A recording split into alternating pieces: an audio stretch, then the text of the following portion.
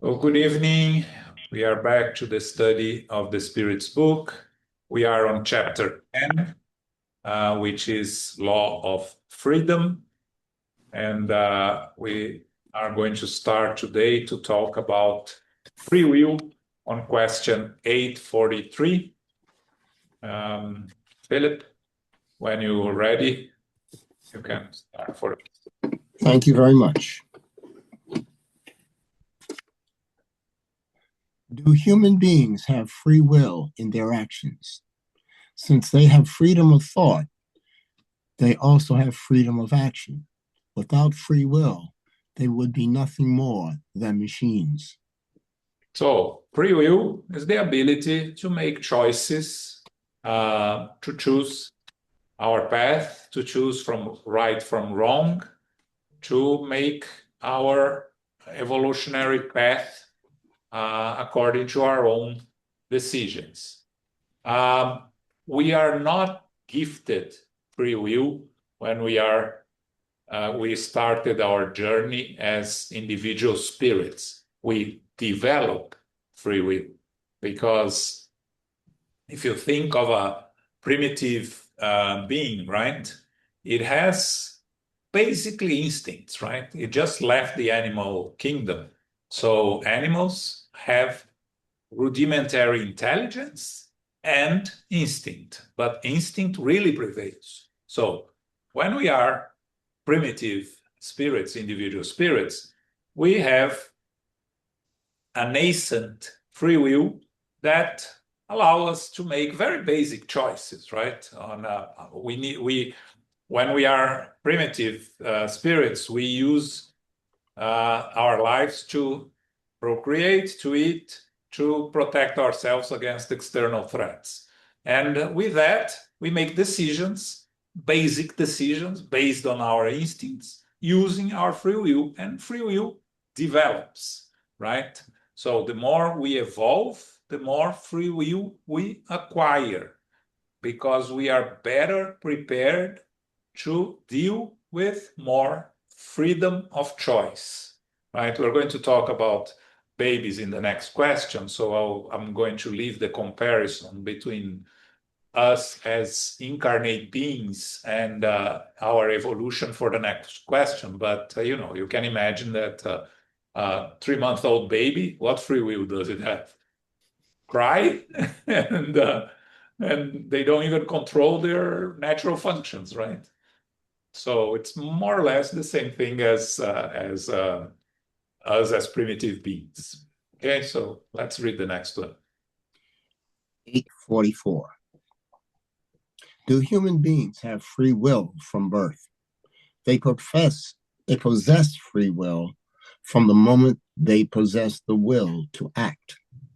In the earliest phase of human life, free will is almost non-existent.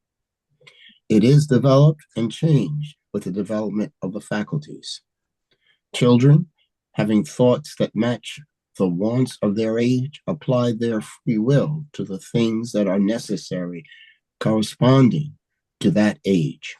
So, that's exactly where I wanted to get, right? So you think of a child growing up, right?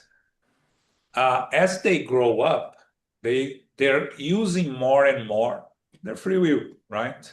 Again, a 3-month-old baby doesn't have any free will almost, right? Because you do everything for them. Now, a 2-year-old has some limited free will. They already complain. They already have things that they want, things they don't want. They have things they like to eat, things they don't.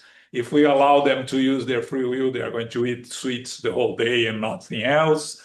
So parents have to impose limits on their free will, right? Now, you compare to us as eternal spirits, in the very beginning of our development, the restriction imposed on our free will are done by the natural law, by God's law, right? So, someone that lives in the jungle and never had any contact with civilization, if you bring them to a city, right? they wouldn't even know what to do. They probably get crazy, right, before they make any choice, and they don't even know what to choice to make. So that's how you see how free will needs to be developed. A 7-year-old chooses the clothes to go to school within limits, but they can choose the friends they play with, choose the actions and rebellions that they have at their age. So they have more free will, but still parents control where they can go, where they cannot, and control most of their lives, right? And then it goes on and on and on, right?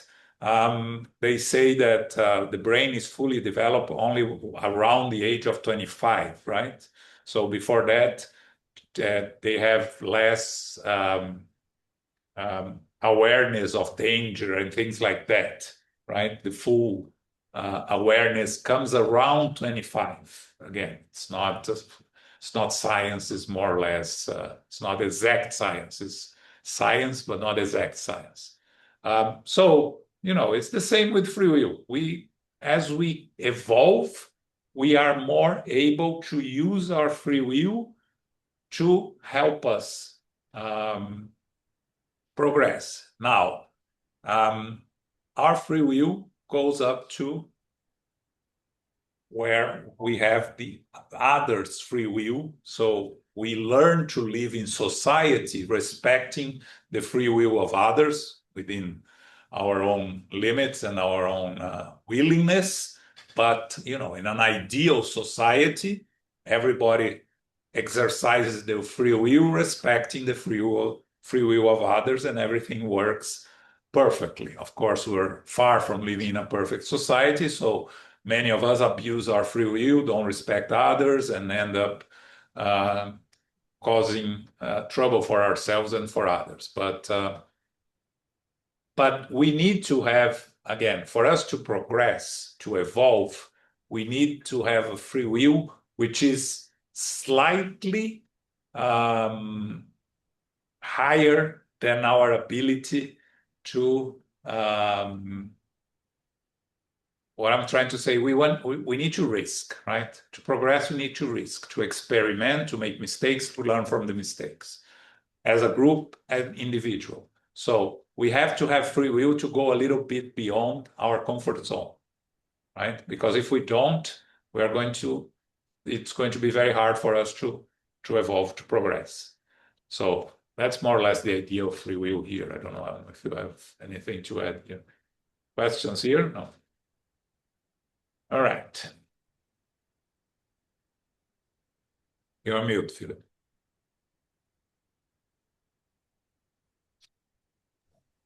There you go. Are the instinctive tendencies that human beings have at birth an obstacle to the exercise of their free will? The instinctive tendencies of every individual belong to their spirits before incarnation. If they are not very advanced, these tendencies may motivate such individuals to do wrong, and spirits who sympathize with them, with the wrong they do, support them. However, no temptation is irresistible when there is a determination to resist. Remember that where there is a will, there is a way. Okay, so instincts. Instincts is what it says here, is instinctive, is reactions that we have, that we bring from our development throughout all the kingdoms, right? And we start developing the instincts in the animal kingdom.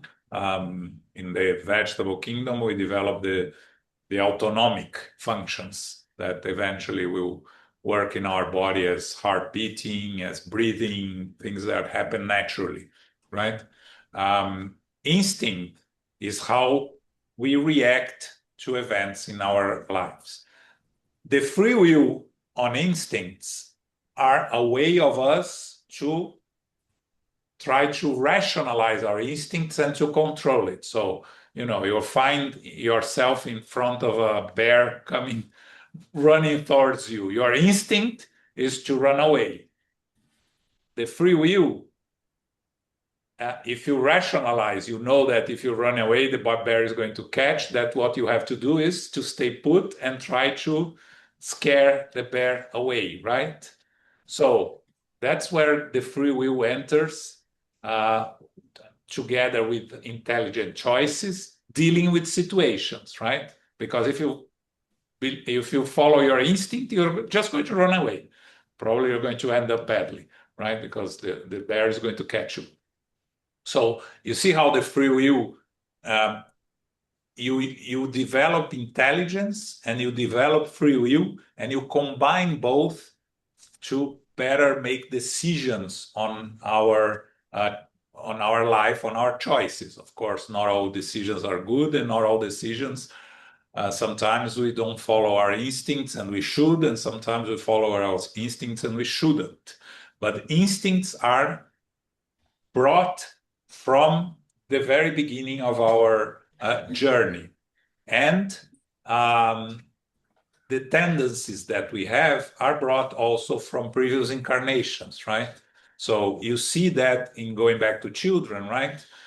When you try to control the bad tendencies of children when they are young, and you see these tendencies, they bring from previous incarnations, because you see how comparing, you that have that more than one kid, you see the differences between the two, right? They have their own wills and their own different behaviors. And some of them, some that you have to control in one, you don't have to control in others, and some things that you have to push one, you have to pull the other, and vice versa, right? So if you understand the concept of reincarnation, you understand how children bring these from previous incarnations, and that's we have to control. So they act on instincts, they act on intelligence, and on free will already. And a combination of both is what is incumbent on parents to educate and to learn how to control their bad tendencies, to promote the good ones, and to educate them, right? Um, Again, they talk here about spiritual influences, right? Whenever you, again, as here we're talking about as adults, right? Whenever we decide to do something and follow one or the other path according to free will, we are going to have spirits associated with us, good and not so good spirits. And when you have the temptation to do something that you know is not good for you, but the tendency is stronger than you, the temptation is stronger than you. Normally, we would have spirits trying to tell us not to do it, and spirits trying to tell us, yes, do it, right? Because they want to share the experience with us. But the free will here is our ability to resist our inferior tendencies or not, depending on the choices we make. So, whereas there is a will, there is a way. This will is the free will. Okay?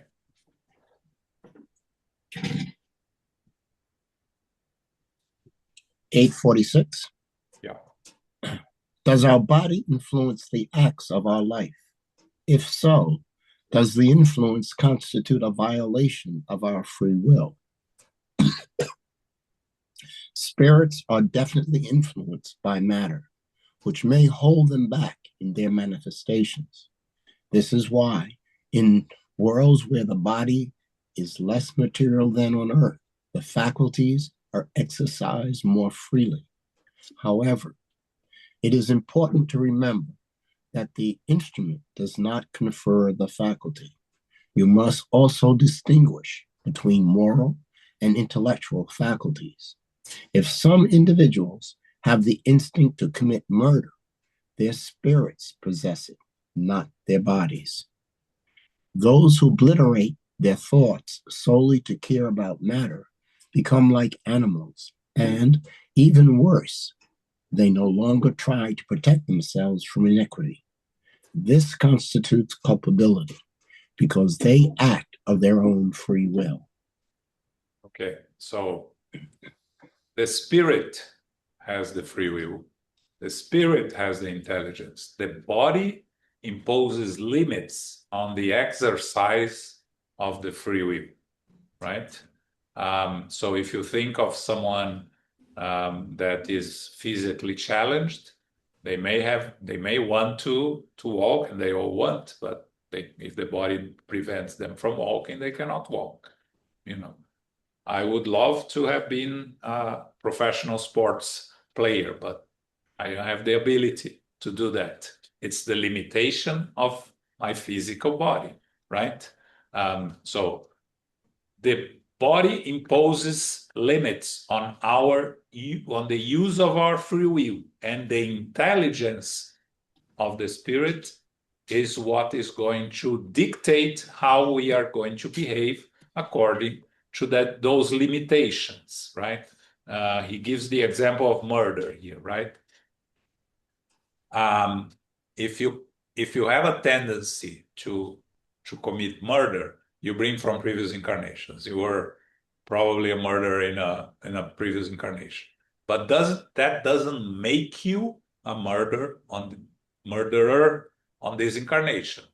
Makes you bring the instinct of killing, but your ability to control and to prevent yourself, the strength that you put through your free will to control your tendency to commit murder is what's going to allow you to progress, right? So those that end up committing murder because of their free will, they do not control their tendencies, are going to face the responsibilities, right? And then the spirits talk here about those that obliterate their thoughts solely to care about matter, right? If you think that matter is all that exists, you're still spirit, you are still using your free will, but you are focusing on not on the right path, on the wrong path, because you end up utilizing your physical body for material pleasures, right? And then you're going to create complications for yourself. And this constitutes culpability, as they say, because we act out of free will. So everything we do, we create consequences, good and bad, depending on our actions, right? So the body restricts, limits the use of our free will, but the choices and the decisions and the path is always chosen by the spirit according to the limitations of their own intelligence, their own free will, and of the physical body that prevents us from doing some of the things that we would like to do, right? All of us would like to fly, right?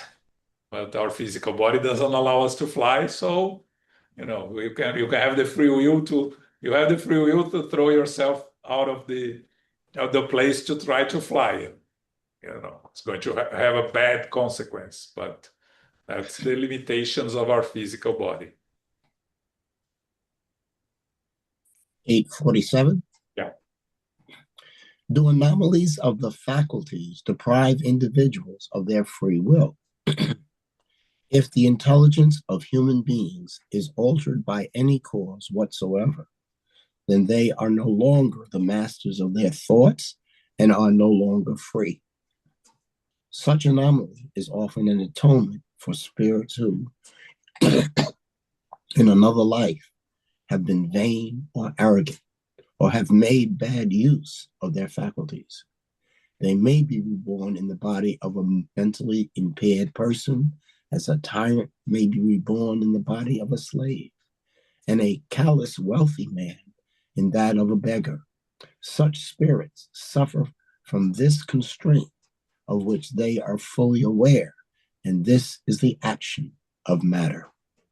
Again, the limitations of the physical body, right? So if you are born as mentally impaired or physically impaired, your physical body prevents you from fully using your free will.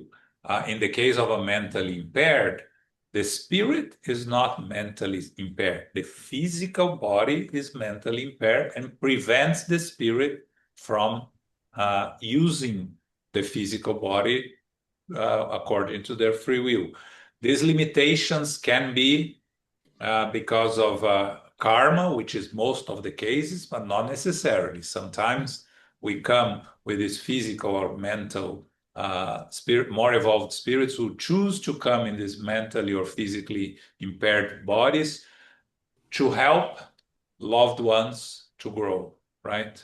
Because you end up in a family where those that will have to take care of you will have to dedicate their lives to take care of you, and there will be an education for them. This is the exception, it's not the rule, but it is possible. So sort of for us not to be judging all those that are mentally or physically impaired as a consequence of things, bad things they did in the past. Maybe not. Maybe it's the choice of the spirit, right? But in many cases, you know, in general, that's the consequences of things, abuse of our free will in the past. Everything that we abuse, we are going to face constraints, limitations. So we abuse our free will, causing harm to others, causing harm to ourselves. We are going to come in an incarnation where we won't be able to use the free will for our benefit. So we don't increase our responsibility, our karma. So as a way to prevent ourselves from causing more harm to ourselves and to others in some cases, right? So the spirits are fully aware, right? Of course, someone that is mentally impaired, it's not fully aware when you are awake and interacting. But when you are asleep and you have experiences in the spiritual world, you can look at yourself and be fully aware that you are in a physical body that is mentally impaired, and you may or may not know why, right? And the physically impaired also, again, that is more that normally if the mind works, the spirit can live as much as a normal life as they can according to their limitations. You think of a Steve Hawkins, right? The physical body completely unable to do anything, and the mind working perfectly and creating beautiful works, right? So you see there the physical body impose a lot of limits, but the mind is free to create and to bring things to humanity as in terms of evolution. And of course, in his case, to serve as an example to all of us, right? How someone so much impaired can do such a beautiful work that helped us all. Okay. 849. Yeah. 848. 848. All right.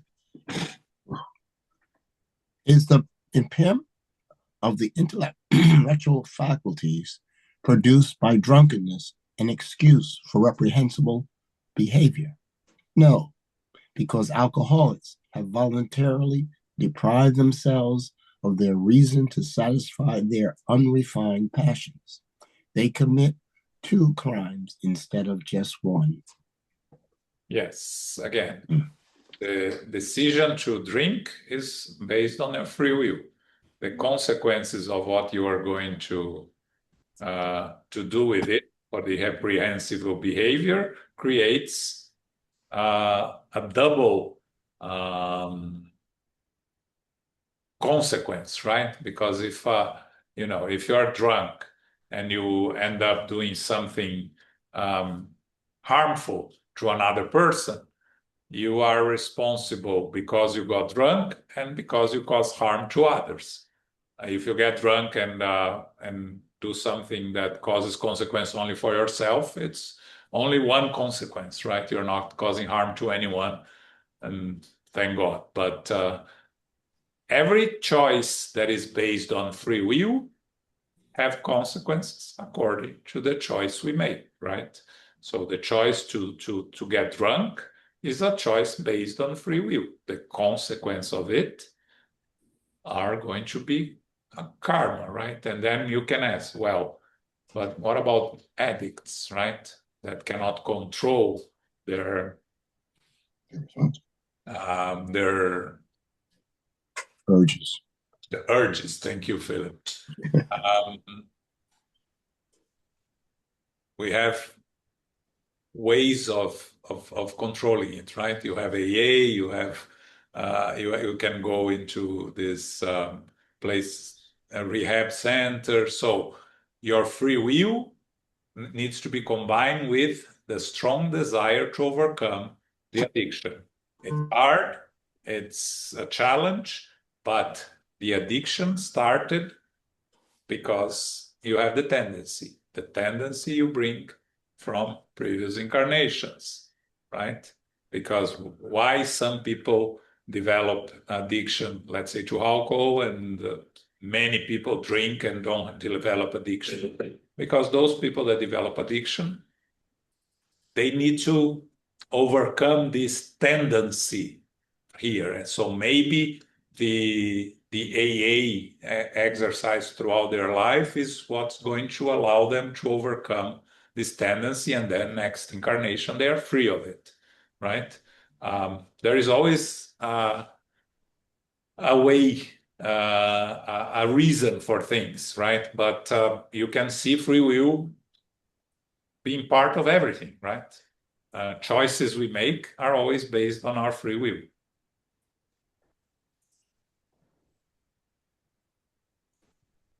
849. Yeah. Yeah, sorry, before you go. Danny.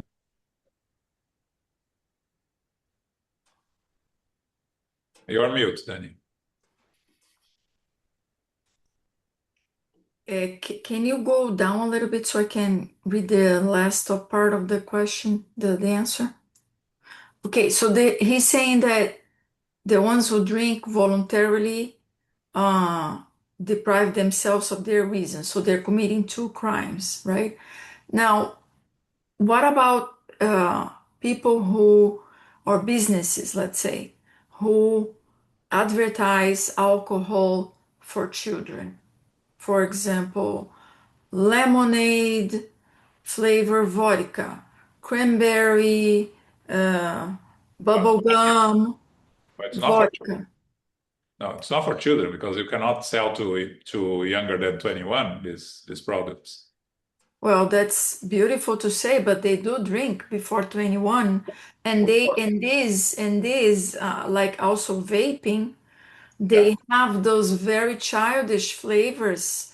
Yes. And you walk around, you see the photos, they're only teens vaping. So I know it's beautiful, the law and everything, but by 18, they are drinking pink lemonade vodka. Yeah. So I know it's their free will, right? But as you said, a child cannot have the same judgment as a full adult. Yes. So who the responsibility lies on? On those that created those drinks, advertise them, and fabricate them.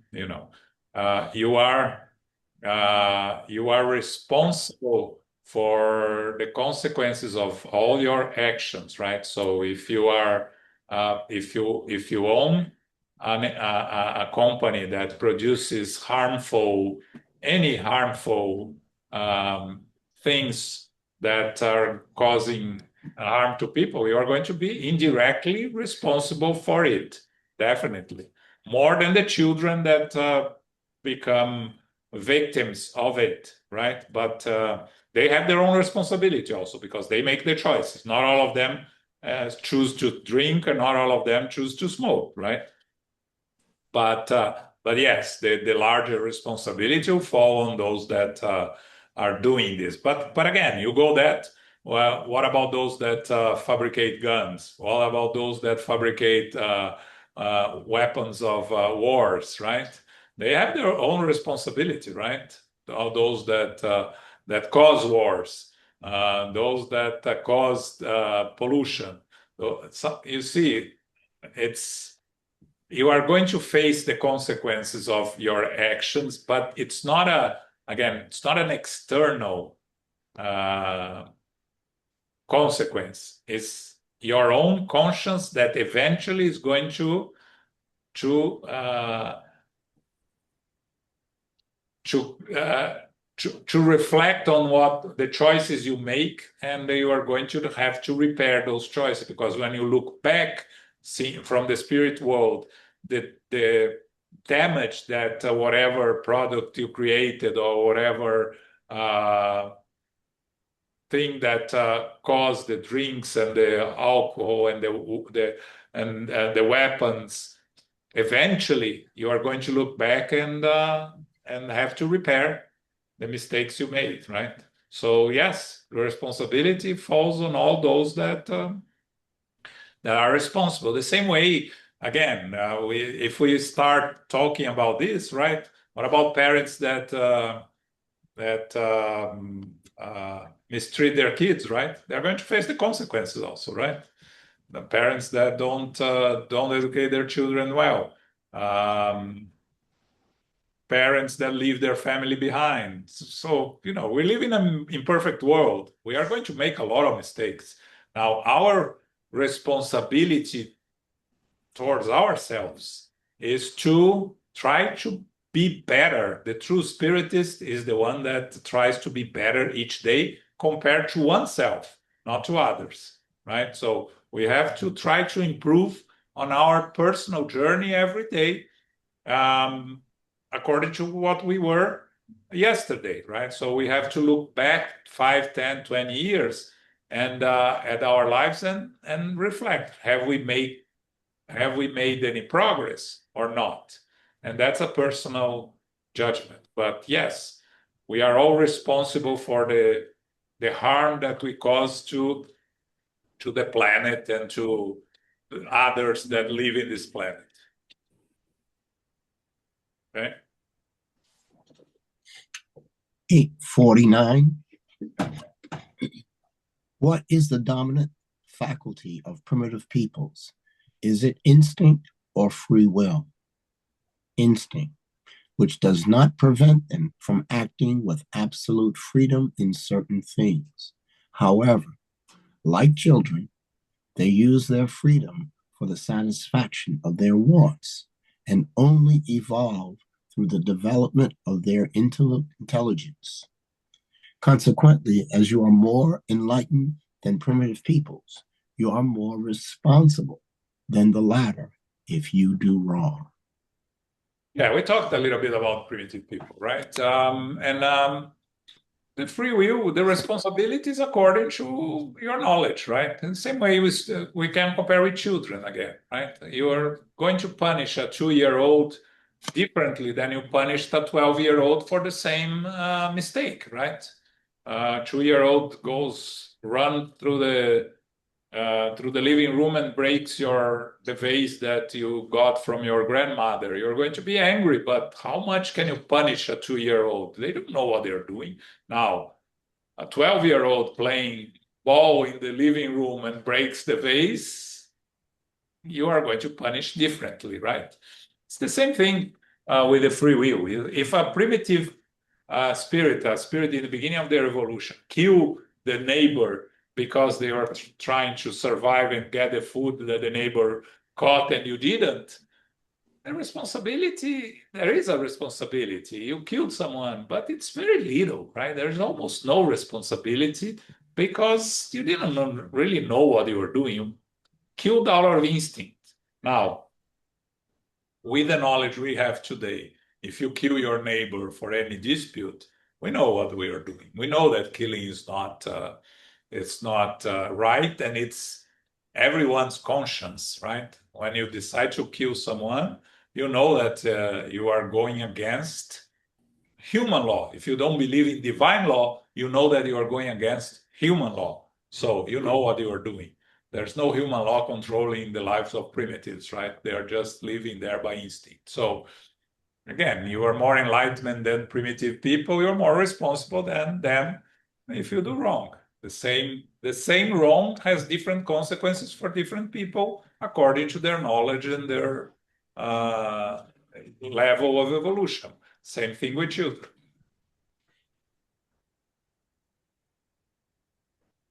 850. Yeah.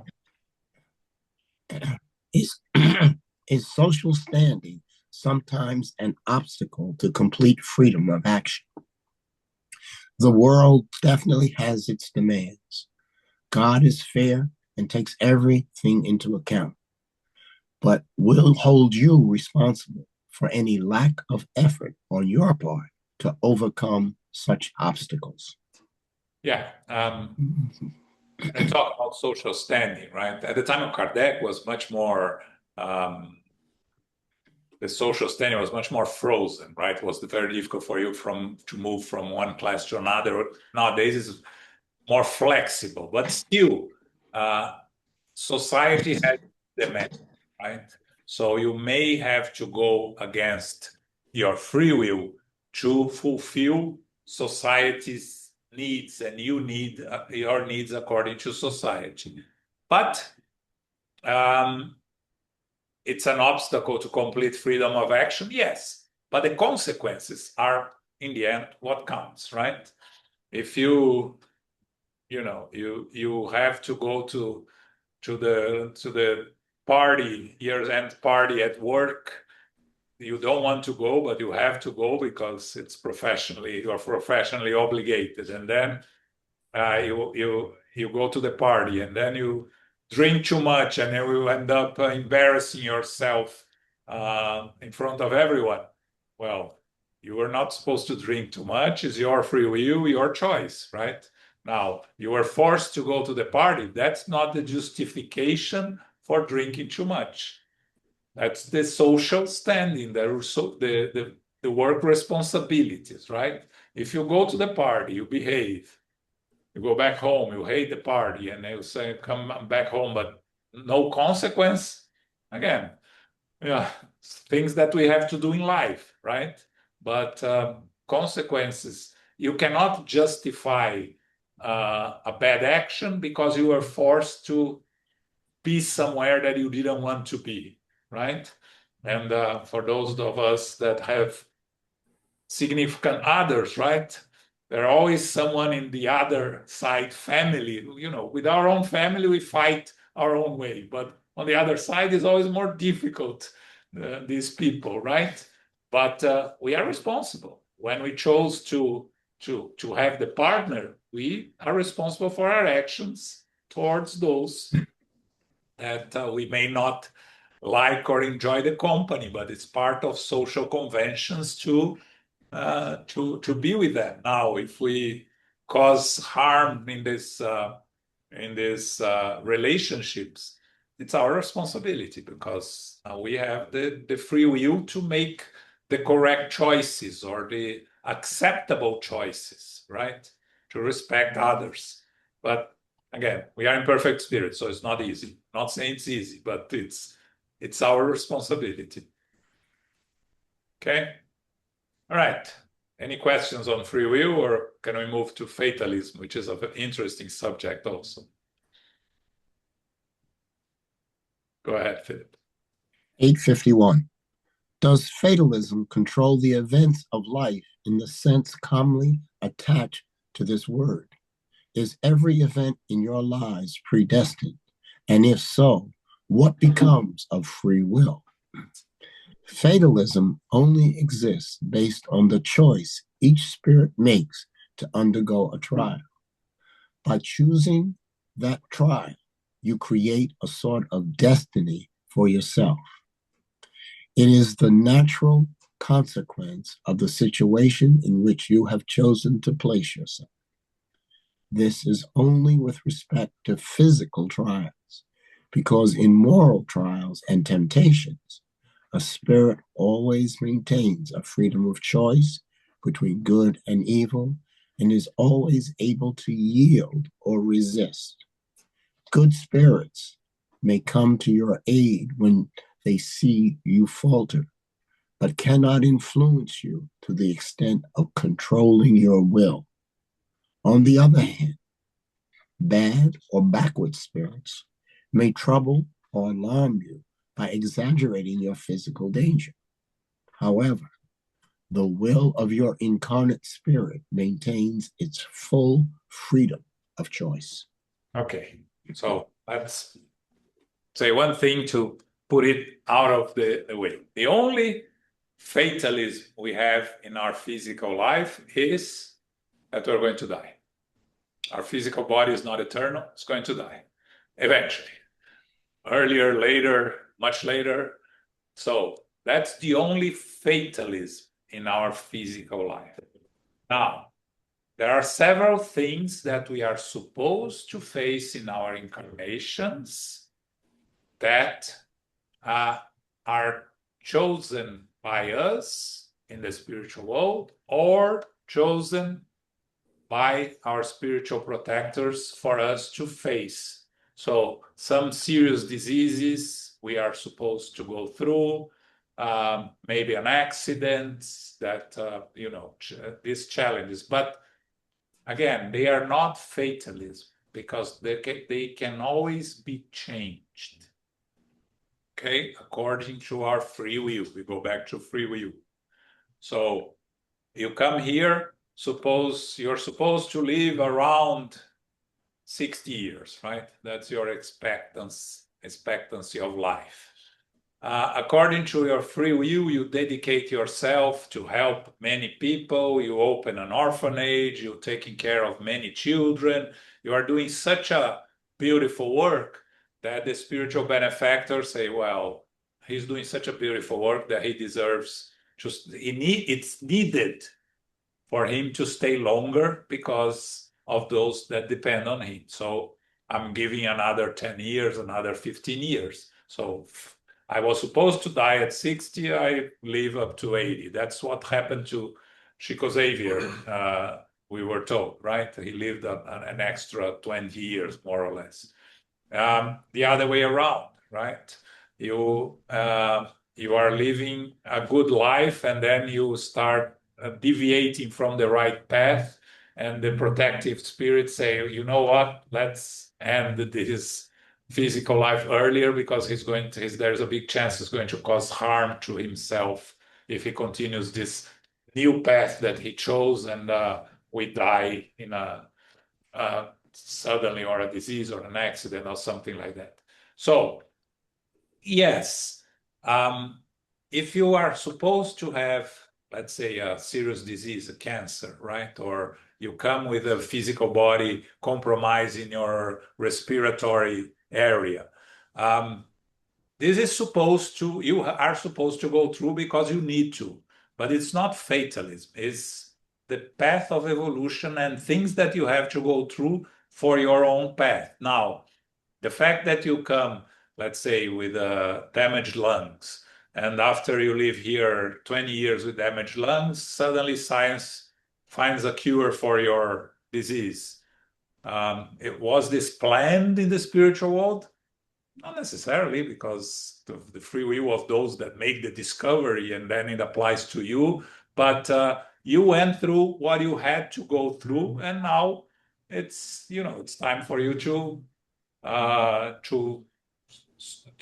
overcome it. If they hadn't invented the cure, your disease may be reduced in terms of no longer bothering you that much as it bothered during the first 20 years.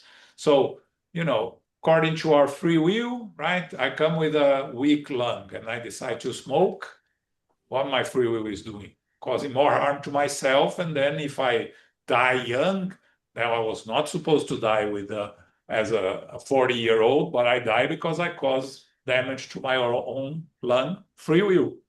So you cannot say it's fatalism. You die in a plane accident and you say, oh, it's fatalism. No, you were supposed to have a violent death because it was part of your karma. It didn't need to be in a plane accident. It could be car accident. I always tell the story of this guy that I read 30 years ago that he was supposed to take a plane. The plane fell. He didn't. He missed the plane. And then 1 week later, he died in a car accident. So, on the other hand, I read something today that I found very interesting, right? One rock band member that the plane crashed. He survived in the middle of the jungle. He left the plane trying to find help. A farmer that was lived nearby got scared of him and shoot him, and he didn't die. So he survived twice. So he was not supposed to die, right? So you see that there is no fatalism in that sense that we would like to believe there is. There are things that are supposed to happen, most likely will happen, but the only thing that is 100% guarantee is that our physical body is going to die.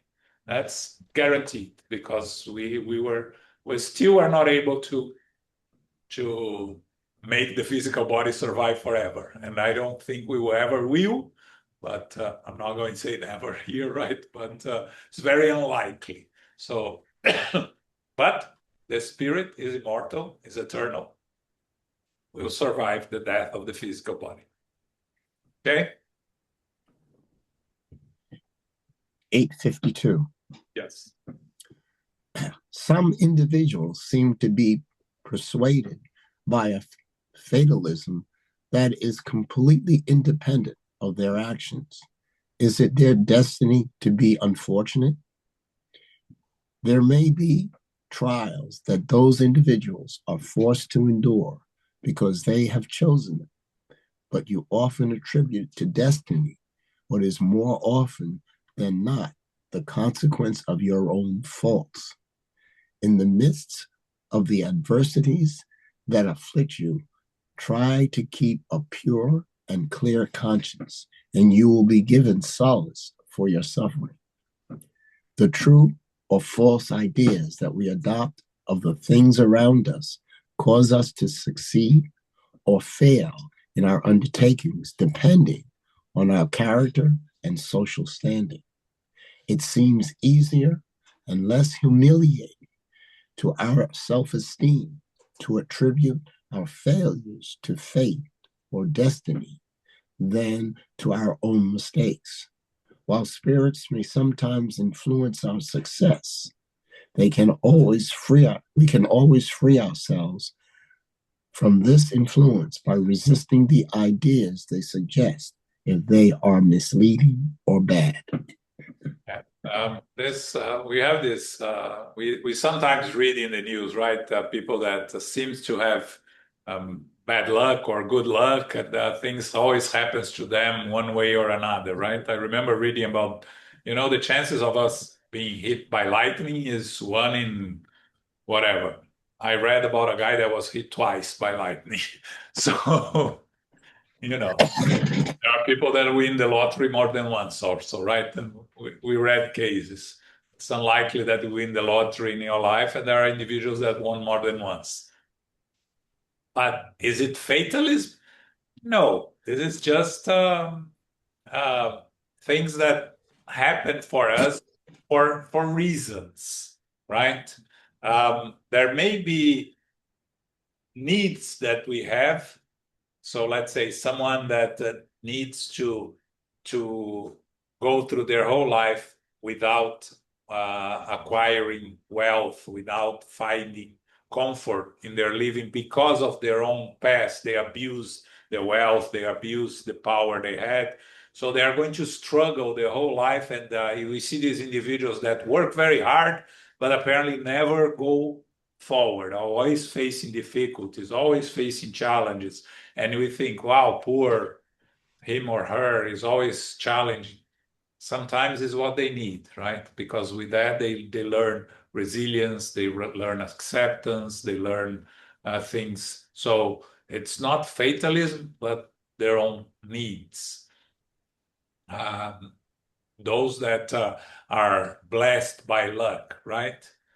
Well, also it's opportunity for them to see how they react with being given these opportunities, what they do with these opportunities. So we all want to be rich, right? To be very rich. What are we going to do with all this wealth that we are going to have eventually in one of our lives? Are we going to use it to the benefit of humanity, or are we going to use for the benefit of ourselves? It's one of the most challenging um, aspects that we can face in an incarnation is to be extremely wealth.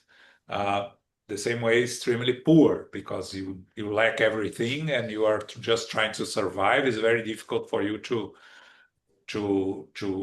do anything, right?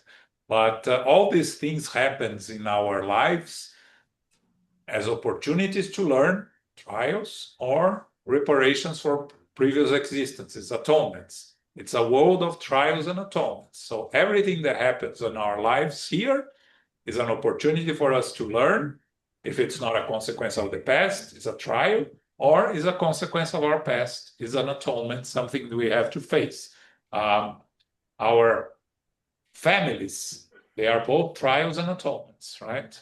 Um, we always have those difficult members in our family that are either an opportunity for us to learn from them, with them, helping them, being helped by them, or resolving our differences can be an atonement. Someone that was an enemy from the past, or some difficult relationships that we have in the past that we have to come together to learn to overcome our differences. And many times we fail, right?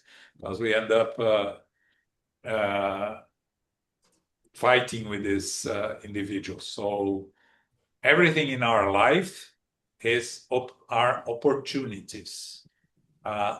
It's not fatalism again. It's opportunities. There are consequences, yes. There are challenges, yes, but they are not fatalism in the sense that it has to happen. Nothing has to happen except was returning to the spiritual world. Okay. 53. Yeah. Some people escape one danger only to fall prey to another, as if it were impossible for them to escape death. Is this not fatalism? Nothing is predestined in the truest sense of the word, except the time of death. When that time has come, whether in one form or another, you cannot escape it. Then, regardless of whatever danger threatens us, we will not die if our time has not come. No, you will not die. There are thousands of examples of this.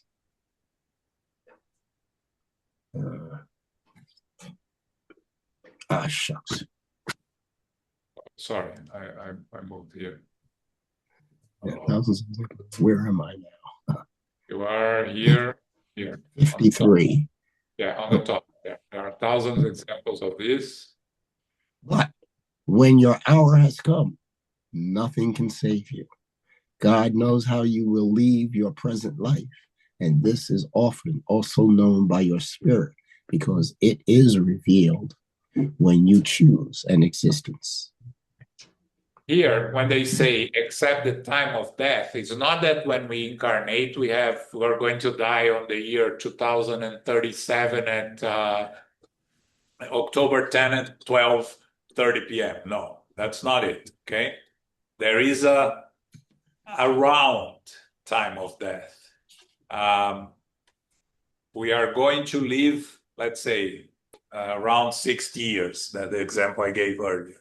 So we are, if everything goes according to what is expected of us, when we around that level, we are going to die. At the age we're going to die, the type of death according to our needs. It can be a violent death, it can be a result of a disease, or it can be a sudden heart attack that ends our life, right? So when the time has come, one form or another, we cannot escape it in the sense that we are expected to live a certain number of years, and when it's over, it's over.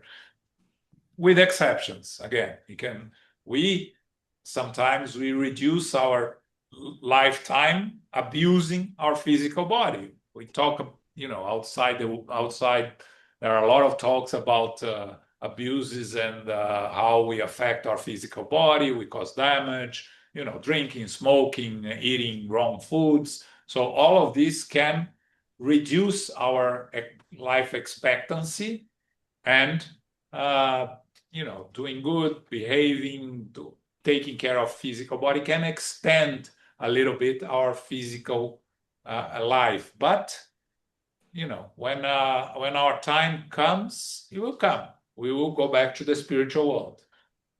And if it's not our time, we are not going to die, like as they say here, right? I jumped again.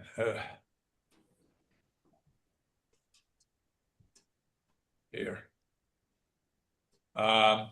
The Spirit said, "You will not die." And the example I gave of this rock musician is a good example, right? It was not his time. So the plane fell, he didn't die. He was shot, he didn't die, and he continued living, right? So it was not his time. Again, we're not talking about suicide here.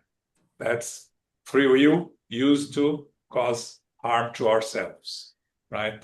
It's never... suicide is never our time to die.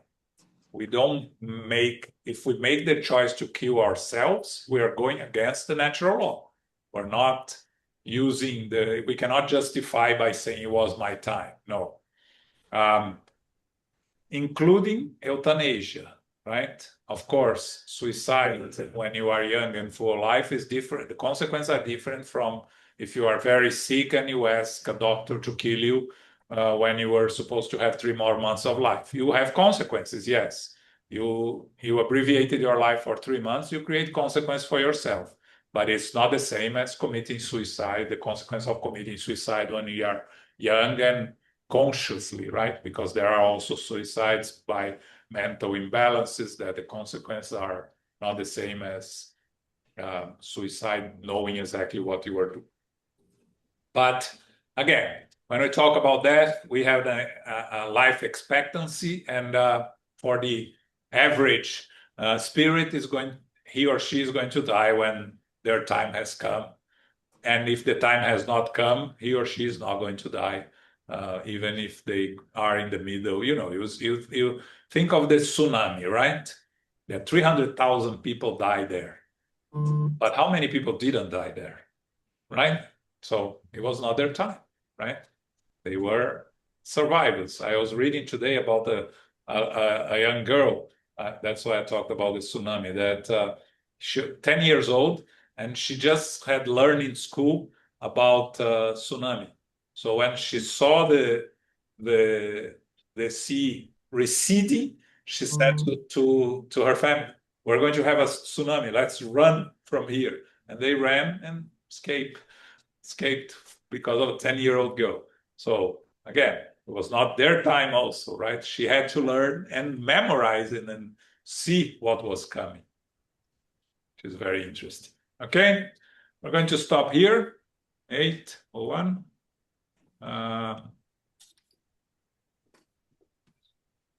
Okay, so what do we have this weekend? On Saturday, we have,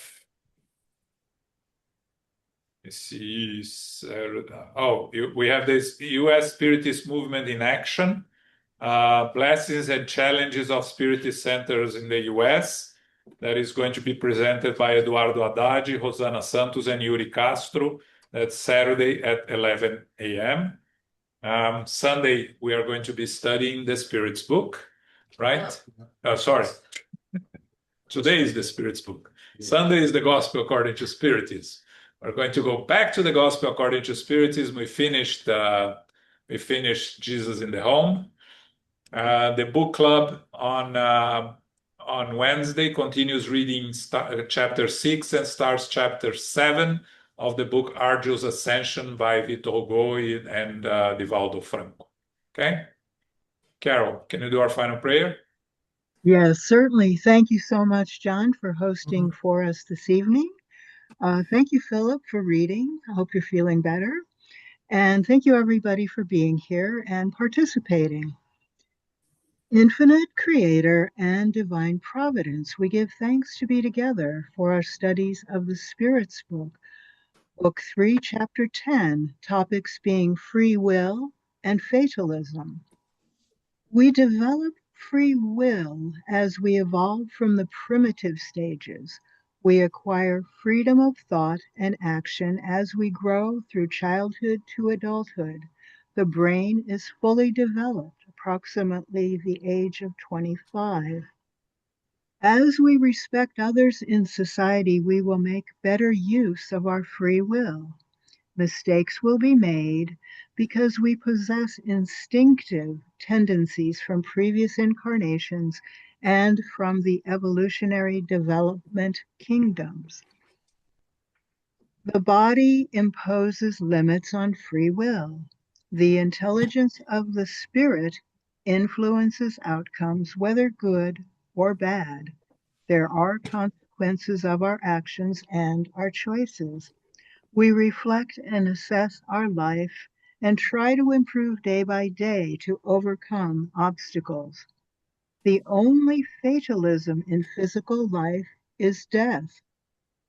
The spirit maintains freedom of choice regarding good and evil as we face the moral trials and temptations. The spirit is eternal. We give thanks to the spiritual benefactors and the good spirits for guiding and inspiring us this evening. May we receive the love, light, and peace of Christ within us, and for our loved ones, our teachers, our directors, our counselors, our mediums, our workers, and all participants. We pray for inner peace, and especially now for world peace and for those who are suffering in the physical and spiritual worlds. We pray for our center, SGNY, and all spiritist centers throughout the world, that they may grow, prosper, expand, and be protected throughout the day and throughout the night. As we close, we humbly ask for safety and protection as we return to our family, our friends, our loved ones, and our co-workers. And as we go forth now, may we remind ourselves to be beacons of love, of light, of peace, of service, and charity, which is love in action. May peace and love prevail. So be it.